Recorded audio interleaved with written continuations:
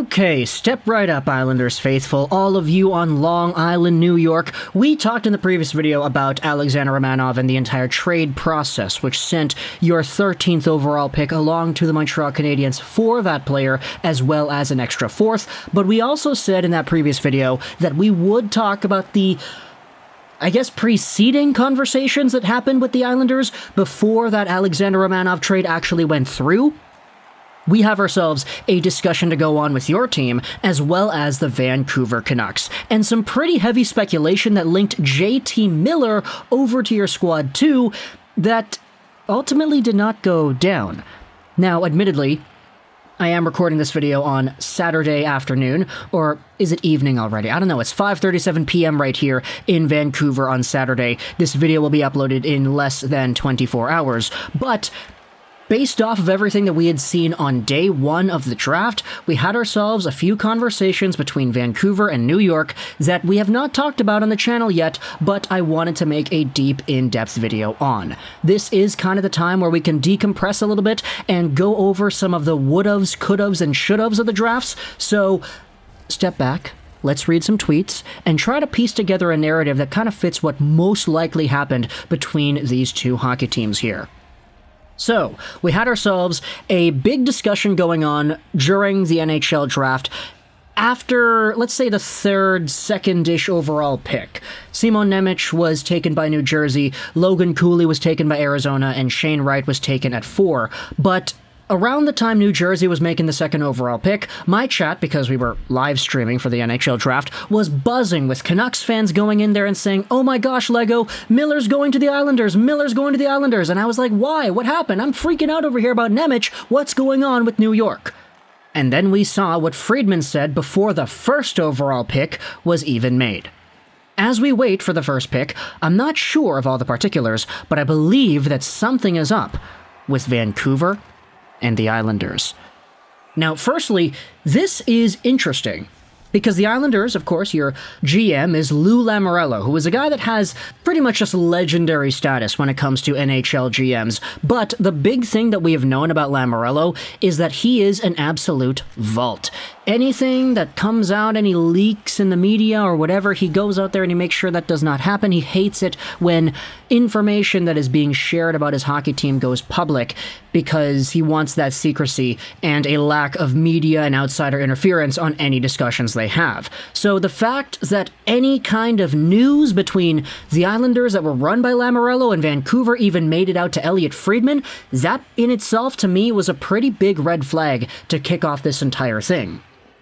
As things go on, though, we did not have ourselves a trade with the 13th overall pick or the Islanders or Vancouver or anything. Instead, we had that Romanov trade with the Habs, which, I mean, okay, watch the previous video on the channel. We literally just spent 10 minutes talking about it. But here are some other things that happened after that. Here's what Patrick Allvin said after the first round of the NHL Draft about the entire trade that never manifested with New York. There was definitely nothing going on with that team. He says he was surprised to hear the reports about it. Allvin said, quote, "I heard that. I don't know who made it up. I didn't have a conversation with the Islanders." And then some people are kind of going out there and saying, oh, it's Irfan Gaffar and Friedman who went out there and spoiled it for everybody. This is the same comment here. Friedman asked Allvin the tough question about the possible Islanders trade earlier, and he got a straight-up no comment from Allvin in return. Meanwhile, on the other side, you have Kevin Kurtz of The Athletic, who asked Lou Lamoriello about any kind of trade with Vancouver, and this is what Lou said. Talk to Vancouver. And so now we try to fill in the blanks as to what actually happened. Let's go over onto an article on theprovince.com published by Patrick Johnston. This is their Day 2 recap, talking about how the Vancouver Canucks picked Elias Pettersson, which is a great pickup indeed. I'm gonna... Ah, man, swallow my pride on that one. That one's a great pick, isn't it?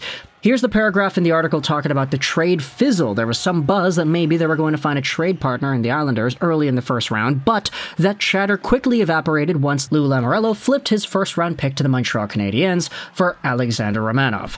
The Vancouver Canucks continue to say they hope to re-sign JT Miller, but the sides appear far apart. Will the Canucks find a trade partner? This next paragraph is a pretty interesting one when it comes to the need to actually trade this guy. He said after the first round that Alvin did not feel pressure to shed salary to relieve pressure against the cap for its own sake, that he didn't want to take a step backwards. But there's little doubt, given their past comments, they would like to change up the mix of defense, so you wonder if they would find a trade partner for Myers.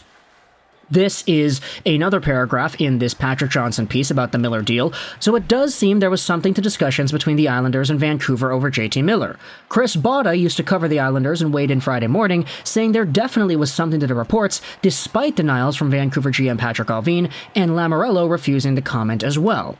This is what the former Islanders beat reporter says. While I'm not a reporter now, I can share that after hearing enough specifics from multiple sources who reached out, and I trust the Vancouver Canucks and the Islanders were close on a JT Miller trade, and it blew up late.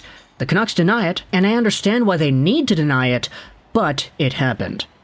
I just read this tweet again, and I'm in awe of how poorly it is written, yet I believe you still get the point. As for what happened, and this is an educated guess, the Canucks would not give permission for Lamoriello to talk with Miller's agent.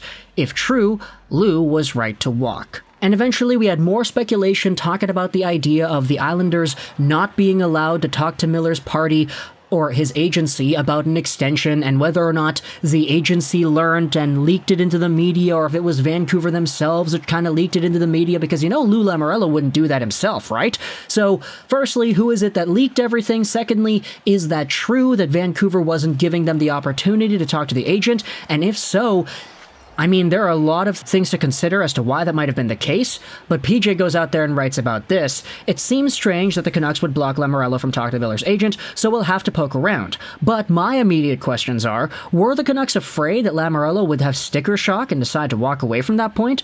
Something that might send a ripple around the league and scare off any other potential suitors? Or is it possible that Miller and his agent have set a high price in an effort to boss the situation, as has been happening in the NBA and in soccer, where the players have seized a great deal of control away from teams, a situation that the NHL has long been wary of? And so now you acknowledge that a trade was in the works. A trade did not happen. And now Patrick Allvin's in a spot where he feels like, hey, we're not going to make a move just for the sake of making a move. And that's fair.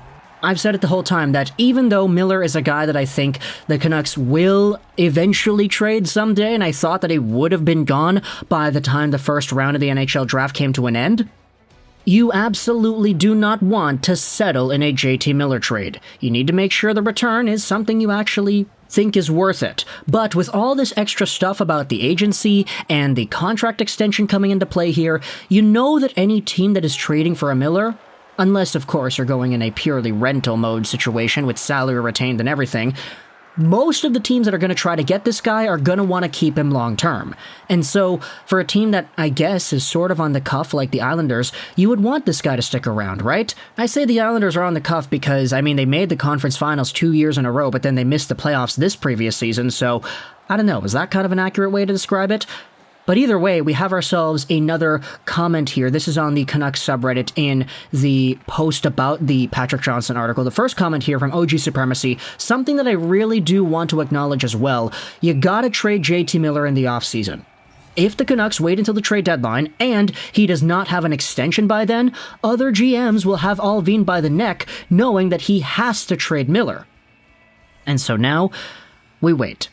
If the Vancouver Canucks stick around in the 22-23 season and Miller is on the team, they need to make sure they have an extension in place. They cannot go this season with Miller on the team, but without a contract. Because at the very least, if Miller gets like a season-ending injury or something, knock on wood, that ends up happening, if we get ourselves the worst-case scenario, boom, that's the value of JT Miller gone, down the drain. You need to trade him now when there are still teams that have the cap space to burn, because let's face it, $5.2 million, that's not a lot of money, but for a team that might be taking Miller on as a rental, we've had some teams like Toronto popping in there here and there, you're going to need to make sure that teams are able to take on a contract and actually have it sitting in their roster before the NHL cap compliancy period starts up, before the season begins in October. So talk in the comments all your thoughts about JT Miller and the inevitable trade that is going to happen, what we saw between the Islanders, Lou Lamoriello, and Patrick Allvin, and how that did not eventually manifest.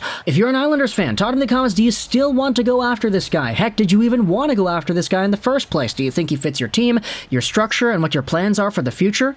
Let me know your thoughts in the comment section below. I hope you enjoyed this video. Juraj 99, and bye.